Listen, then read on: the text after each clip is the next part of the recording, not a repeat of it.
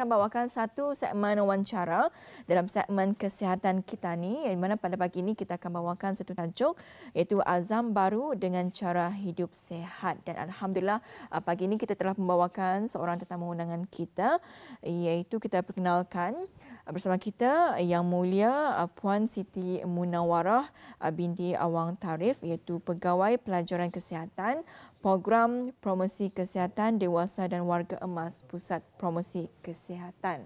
Assalamualaikum Puan. Waalaikumsalam warahmatullahi wabarakatuh. Alhamdulillah. Apa khabar pagi ni Puan? Sihat ya? Alhamdulillah sihat. Alhamdulillah. Selamat datang ke Studio 4 ya.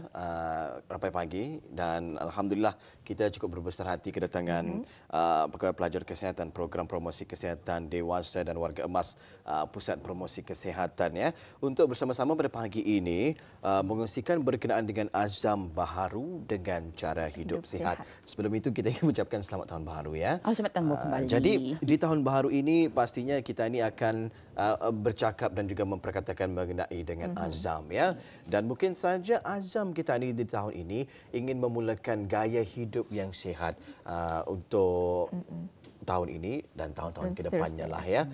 Jadi untuk mukadimah awal kita serahkan kepada Puan terlebih dulu untuk menerangkan mengenai dengan tajuk ini. Okey, terima kasih penyampai. Assalamualaikum warahmatullahi wabarakatuh kepada penonton semua. Kita ni seperti kita sedia maklum, kita ni baru saja melangkah ke tahun 2021. Jadi saya rasa ramai di antara penonton di sana mempunyai semangat berkobar-kobar menerapkan azam tahun baru, sama ada untuk menjadi lebih sihat ataupun ingin menjadi lebih aktif ataupun ingin menguruskan kewangan yang sesuai dan sebagainya lah. Jadi daripada aspek kesihatan saya rasa rata-rata ramai penduduk dan juga penonton di luar sana, kalau tiap kali kalau tahun baru itu mereka akan menamakan, aku mau exercise lebih. Aku ingin makan sihat. Jadi aku ingin mengurangkan berat badan. Itu kalau mengikut pengalaman saya, rata-rata ramai di antara kita ni ada mempunyai azam itu. Okay? Jadi kita ni sudah meninggalkan tahun 2020. Okay? Jadi pada tahun ini saya rasa kita ni boleh menerapkan lagi iltizam yang baru, dan juga bagi kadang-kadang kita ni kalau soalnya pada awal tahun itu kadang azam tahun lepas tidak tercapai. Jadi kadang feel demotivated dan sebagainya. Jadi jangan khawatir, kita ni di tahun baru ini kita ni boleh menerapkan balik, mengulang kembali azam yang tahun dahulu yang tidak tercapai sekiranya. Okay? Jadi ataupun bagi sesiapa yang mencapai azamnya tahun lepas, jadi digalakkan untuk meneruskannya pada tahun ini. Because kerana dari segi aspek kesihatan, sebenarnya kesihatan itu perlu amalan cara hidup secara berterusan. Dan bukannya kadang ikut seasonalnya orang kita ni. Tahun baru sekali sudah pertengahan tahun hilang tiap. Ataupun ujung tahun sudah macam dah lagi ingau. So balik semula. So actually ia adalah satu proses yang perlu berterusan dari semasa ke semasa. Betul. Saya suka tadi katanya walaupun ada azam yang belum lagi dapat kita ni capai di tahun lepas, boleh sebenarnya kita ni bawa dan juga ulangi di tahun baharu 2021 masih ini ya. Ulangi bukan bermaksud ulangi kegagalannya. Bukan kegagalannya itu kita ni ulangi, tetapi kita ni ulangi macam mana caranya kita ni boleh memperbaiki daripada kegagalan tahun lepas. Mungkin tahun ini akan membuahkan suatu hasil yang positif dalam diri kita ni ya. Baik, sebelum itu cara hidup yang sihat, apa yang dimaksudkan dengan cara hidup yang sihat ini? Okey, actually amalan cara hidup sihat ini merangkumi holistik because kesihatan itu didefinisikan oleh Pertubuhan Kesihatan Sedunia dalam merangkumi fizikal, kesihatan fizikal, kesihatan mental. Bagi kita ni orang yang ada mempunyai agama spiritual, dan juga bukan hanya sekadar tidak sakit. Kadang-kadang kita ni kalau sihat itu tidak ada sakit. Itu macam kalau aku dah demam atau saya tidak mempunyai penyakit dan sebagainya, itu sihat. Tapi actually kesihatan itu adalah menyeluruh. Okay? Dan jadi gaya hidup sihat itu perlu menitik beratkan ke semua kesihatan, termasuk kesihatan mental. Macam mana kita ni ingin menjadikan minda kita ni aktif, mengurangkan stres, dan juga dari segi kegiatan fizikal juga. Macam mana kita ni ingin menerapkan gaya hidup sihat itu, macam mengurangkan berat badan, mempunyai berat badan yang sesuai, ataupun kadang sebenarnya orang mengaitkan cara hidup sihat itu dengan exercise sahaja. Tidak mempeduli mengenai dengan pemakanan. Jadi sebenarnya kesihatan itu secara menyeluruh itu merangkumi dalaman, luaran, mental, fizikal dan sebagainya. Jadi luas sekali. betul ya. Dan apabila kita bicara mengenai dengan kesihatan ini, bukan saja kesihatan dari segi fizikal, malahan kesihatan dari segi mental juga amat penting untuk kita nitik beratkan. Jadi Puan mungkin boleh berkongsi kepada penonton kita antara amalan-amalan ya yang dapat kita ni amalkan ya untuk dilakukan bagi orang ramai untuk mendapatkan kesihatan ini. Okey. So sebenarnya dengan mengamalkan cara hidup sihat itu bukanlah satu perkara yang susah. Kadang ada orang sebagai contoh kalau berjumpa pegawai pemakanan lah terutama sekali anda kena suruh makanan ni, tengok masakan ni. Tapi actually sebenarnya amalan cara hidup sihat itu adalah satu perkara yang simple. Sebagai contoh kita ni lihat daripada aspek pemakanan terlebih dahulu di mana pemakanan sihat itu yang paling simple adalah menerapkan pemakanan secara sederhana dan seimbang. Dan kalau boleh makanan tersebut mempunyai zat-zat yang berpatutan lah. Kalau bagi bis kita di luar sana yang mengetahui mengenai dengan piring sihat. Piring sihat itu adalah di antara salah satu amalan pemakanan sihat di mana piring kita ni dia kira saiz besar, damit, 3 segi, 4 segi. Separuh daripada piring kita ni tu perlu sayur-sayuran. Because sayur-sayuran tu kita ni seperti yang kita tahu yang mempunyai zat serat, fiber, mengandungi vitamin dan sebagainya. Okay? Dan selepas itu suku daripada piring kita ni tu perlu daripada makanan karbohidrat. Because karbohidrat ni memberikan kita ni tenaga. Okay? Sebagai contoh makanan karbohidrat ni seperti nasi, potato, ubi dan sebagainya. Dan suku lagi tu daripada makanan berprotein seperti ayam, daging, ikan dan sebagainya, tofu lah. Jadi itu konsep yang paling simple bagi pemakanan yang sihat. Jadi kita ni perlu menerapkan makan secara sederhana juga. Kadang kita ni especially kalau kita ni terlalu lapar, kita ni akan menjadi rakus ni orang kita ni. Jadi banyak makan. Jadi makanan yang dihidang itu kalau boleh semua akan dirasap. Especially kalau buffet. Betul. Jadi, takut rugi ya. Takut rugi, yes. Tetapi kalau diikutkan secara logiknya, kita makanan yang rugi kita ni sebenarnya. yes, makanan itu sebenarnya hanya untuk ia punya kadar jumlah itu kalau hanya untuk macam dalam sekali 2 kali makan saja. Okey. Dan seterusnya kita ni perlu, kadang kita ni ramai di antara kita ni dia suka makan sayur dan buah-buahan. Especially kanak-kanak. Jadi sebenarnya sayur-sayuran tu kita ni boleh mempelbagaikannya. Okay, macam kadang sebagai contoh sekiranya kanak-kanak tu ataupun kita ni yang dia suka makan sayur, kita ni boleh menukar corak masakan itu. Instead of kadang-kadang nampak sayur-sayuran itu hijau dan sebagainya, kita ni boleh memblend macam jadikan ia jus ataupun kita ni masukkan di dalam daging ataupun ayam. Sebagai contoh, kreativiti lah ya. Yes, macam sebagai contoh kita ni blend carrot sebagainya blend dan masukkan di dalam ayam kari kita ni. Jadi anda nampak kan, tapi ia punya zat nutrisi itu ada masih. Okay, so itu daripada aspek pemakanan sihat kita. Dari segi aspek juga kegiatan fizikal, saya rasa ramai di luar sana yang is skinny because masa ni banyak sudah tempat hiking. Okay, jadi ramai orang berpusu-pusu untuk mendaki bukit, kalau boleh menjelajah ke seluruh daerah, mencuba pelbagai jenis bukit. Jadi kami menggalakkan kalau boleh bagi orang yang belum biasa melakukan exercise, senaman, baru kan mula-mula men-try. Newbie lah ya. Newbie.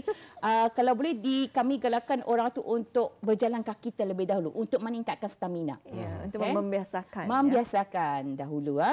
And then lepas itu, kalau mengikut sarana daripada Pertubuhan Kesihatan Sedunia, pada baru-baru ini mereka ada mengeluarkan panduan di mana setiap seorang daripada kita ni perlu melakukan senaman sebanyak 150 minit hingga 300 minit seminggu. Wow.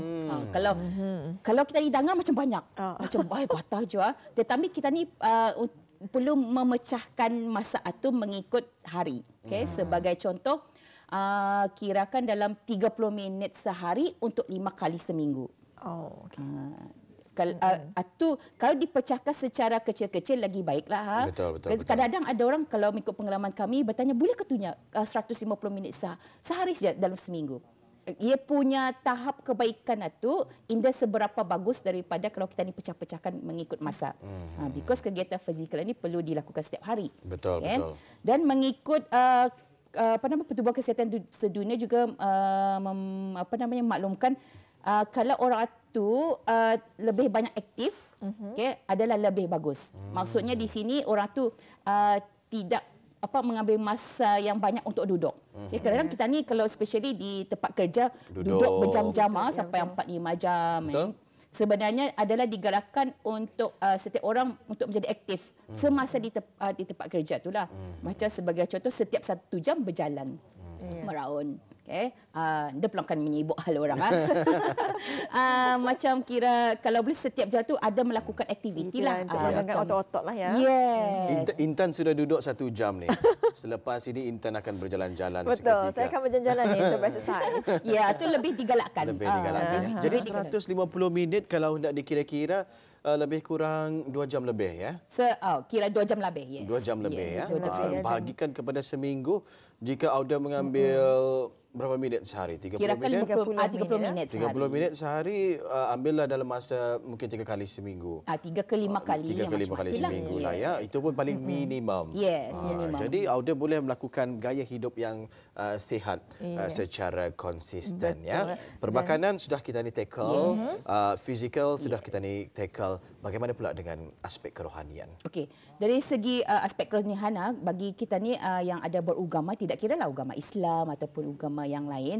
Jadi kita ni perlu menerapkan orang kita ni bertafakur, kalau kita ni bersembahyang dan sebagainya. Because dari segi aspek spiritual itu ia memainkan peranan yang penting untuk kerohanian dan juga mental kita ni. Betul. Okay? Because sebenarnya dengan adanya agama ia mengukuhkan lagi kita ni punya kesihatan, di mana kita ni kira menjadi lebih macam kurang stres, because kita ni ada ada tempat untuk meluahkan kalau orang kita ni ada tempat yang kita ni mengadu. Ada tujuan dan sebagainya. Jadi dari segi aspek rohani itu digalakkan untuk macam bersembahyang, kalau bagi orang Islam berzikir. Because itu di antara amalan-amalan yang boleh digalakkan bagi mententeramkan jiwa kita ni. Betul. Because jiwa ni kadang related kita ni punya mental. Betul. Kalau kita ni jiwa kita ni, orang kita ni jiwa kacau. Mental kita ni pun akan kacau. Betul. Jadi ada kalau macam dari segi aspek bukan Islam, mereka panggil meditation. Okay. So kalau dari segi Islam adalah berzikir, bertafakur dan sebagainya. Itu adalah amat penting bagi kira mengukuhkan lagi kita ni punya dalaman. Kita ni punya jiwa, kerohanian dan sebagainya. Itu adalah digalakkan. That's why digalakkan macam sembahyang 5 waktu, because itu masa kita ni untuk bersendirian. Kadang kita ni perlu masa bersendirian. Kadang kita ni terlalu ramai expose kepada orang, macam kadang berjumpa dengan orang, lain kadang macam kira kita ni perlu bersosial. So kita ni kadang-kadang kita ni perlukan masa sendiri untuk orang kita mereset tadi punya minda. Yes. Ada saya mendengarkan katanya Auda perlu kepada beberapa hobinya. Hobi pertama untuk menyihatkan tubuh badan. Hobi kedua katanya untuk menyihatkan mental kita ni. Ada niat lah ya. Hobi yang selainnya untuk menambahkan kewangan dan lainnya. Jadi perkara-perkara sebegini yang akan dapat melahirkan kehidupan yang lebih positif dan juga lebih produktif ya. Betul, saya setuju dengan apa yang Wadi katakan itu mengenai dan hobi ni, kerana apabila kita mempunyai hobi, ia secara langsung akan memberikan motivasi kepada kita ni untuk membuat perubahan. Hobi sukan Intan sendiri apa? Masak. Memasak sukan ya. Memang Masaklah, hobi memasak, dan apabila kita masakkan jual pun ia dapat memberi exercise tangan, kaki dan sebagainya ya. Sebenarnya masak ni satu aktiviti jual, terapi jual. Kadang kalau kita ni kira macam selepas masak tu orang ramai makan, macam ahli keluarga makan macam rasa lega, you know. Alhamdulillah. Ada rasa satisfaction Di sana ya. Yes. Ya. Jadi macam mana kita ni mengekalkan azam ini agar ia dapat berterusan bukan sahaja di awal tahun 2021 masa ini, tapi kita ni mau ianya berlarutan. Betul. Ada tips mungkin daripada puan sendiri? Okey, bagi untuk mengekalkan kita ni punya aktiviti ni ataupun azam secara sepanjang atau berpanjang sepanjang tahun ni, kalau boleh kita ni sebenarnya kita ni perlu constant reminder. Okay, Macam mana tu? Macam mana macam paling simple sebagai contoh, kalau kita ni ke dapur, kita ni ada icebox. Dan kita ni lakat kita ni punya azam tahun baru. Oh, yang magnetic ini ya. Yes, lakat dia apa namanya di icebox sebagai reminder. Ataupun kadang kalau kita ni ada macam meja tulis ke dan sebagainya, kita ni sebenarnya yang paling penting reminder tu. Kalau kita ni selalu kena nudge with the reminder, kita ni akan konsisten. Oh macam, oh ya, aku sepatutnya perlu apa namanya ni exercise hari ni. Yeah. Okay. Dan yang tips yang kedua, kita ni perlu mempunyai goal yang realistik. Okay. Jangan kadang ada orangnya, oh aku ingin mengurangkan berat badan sampai 30 kilo dalam masa 6 bulan. Ada orang macam itu. Okay. Mengurangkan badan 30 kilo. Berat badan dalam 30 dalam masa 6 bulan. Itu adalah yang tidak realistik. Betul. Jadi kita ni perlu menerapkan apa namanya ni goal itu yang secara realistik. Mungkin sebagai contoh, saya ingin mengurangkan berat badan sebanyak 2 kilo sebulan. Itu realistik. Dapat dicapai. Yes, dapat dicapai. Sebab kadang-kadang kalau goal kita ni itu indah realistik, kita ni akan cepat demotivated. Kita ni akan terus macam hilang putus asa, dah tercapai itu. So we need to set goal yang very realistic for us. Yang because kita ni tahu kita ni punya kemampuan. Betul. Okay. Dan yang ketiga, tips yang kita kalau dari segi penurunan berat badan ni, saya rasa ramai yang ingin lose weight, kita ni perlu ada support group. Macam support group tu indah semestinya kawan-kawan, can be ahli keluarga, okay? Sebab kadang-kadang kita ni manusia ni satu makhluk yang sosial. Jadi kita ni perlu sokongan daripada pelbagai pihak, kira kawan, keluarga, anak, suami, isteri dan sebagainya untuk menyokong kita ni melaksanakan atau melakukan aktiviti tersebut. Maksudnya berkongsi azam kita ni lah ya. Yes. Kita ni ya. Jadi bersama-sama lah kita ni saling ingat mengingati. Dan apabila kalau kita ni contohnya Wali ya, kalau kita ni makan makanan yang berminyak, mungkin Wali boleh menegur saya, Intan berminyak tu. Ya, mungkin macam itulah ya. Saling bantu-membantu ya. Jadi apabila kita ni sudah mencapai matlamat tersebut, adakah azam kita ni berhenti di sana? Saya ingin menurunkan 10 kilo berat badan. Sampai stop. That's it. Sebenarnya, ya kalau boleh, kalau kita ni amalan cara besar itu sebenarnya kalau kita ni sudah membiasakan, ia akan berterusan secara sendirinya. Usually, because badan kita ni akan sudah adjust to that particular change. Okay? Walaupun sekiranya macam azam Wali untuk mengurangkan 10 kilo satu habis tiap. Okay? Kalau diikutkan secara research base, kalau kita ni sudah melakukan tabiat tersebut lebih daripada 3 bulan, ia akan berterusan. Jadi secara tidak sedar ia akan mungkin lepas ni akan walaupun berat badan itu kira turun 10 kilo, ia akan turun lagi ataupun maintain. Alhamdulillah ya. Di situlah tajuk ini kita kena ketengahkan azam baru dengan cara hidup yang sihat ya. Maksudnya kita ni berazam untuk memulakan kehidupan baru kita ni dengan cara yang lebih sihat ya. Jangan sudah sampai goals dan juga tujuan kita ni berhenti di sana. Jadi itu goals azamnya hanya untuk mencapai targetnya menurunkan berat badan sebagainya. Walhal azam sebenarnya yang perlu diterapkan ialah untuk mengamalkan gaya hidup yang lebih sihat daripada sebelumnya ya. Terakhir mungkin ada puan yang ingin sampaikan kepada penonton-penonton kita ni. Mungkin ada harapan ataupun seranan. Terima kasih penyampai. Jadi bagi para penonton di luar sana, dengan adanya tahun baru 2021 ni, kalau boleh kita ni menerapkanlah seperti yang dinyatakan tadi, penerapan amalan cara hidup sihat itu secara berpanjangan, berterusan, dan bukan hanya orang kita ni cakap saja. Okay, we have to do it. Okay, action speaks louder. Dan yang paling penting kalau boleh amalan itu akan menjadikan sebagai pilihan utama kita ni setiap hari. Jadi macam kadang tanpa kita ni sedari, sebenarnya amalan cara hidup sihat itu memang sudah diterapkan. Hanya kita ni perlu meningkatkan lagi, menekankan lagi mengenai dengan amalan cara hidup sihat tersebut. Ya, alhamdulillah. Ya, memang cukup menarik topik yang kita bawakan pada pagi ini, iaitu mengenai dengan azam baru dengan cara hidup sehat. Jadi bercakap mengenai dengan kesihatan, bukan sahaja kesihatan daripada fizikal, malahan kesihatan dari segi mental dan juga rohani perlu kita titik beratkannya untuk kita menjaga kesihatan kita ya dengan cara hidup sehat ya. InsyaAllah ya. Ribuan terima kasih kita ni ucapkan buat Yang Mulia Puan Siti Munawarah binti Awan Tarif, Pegawai Pelajaran Kesihatan, Program Promosi Kesihatan Dewasa dan Warga Emas Pusat Promosi Kesihatan. InsyaAllah jika ada kesempatan ya kita akan cuba untuk jemput puan lagi untuk membawakan topik yang lain untuk dibincangkan bersama dengan penonton-penonton kita pada pagi ini ya. InsyaAllah. Assalamualaikum. Waalaikumsalam warahmatullahi wabarakatuh. Ya.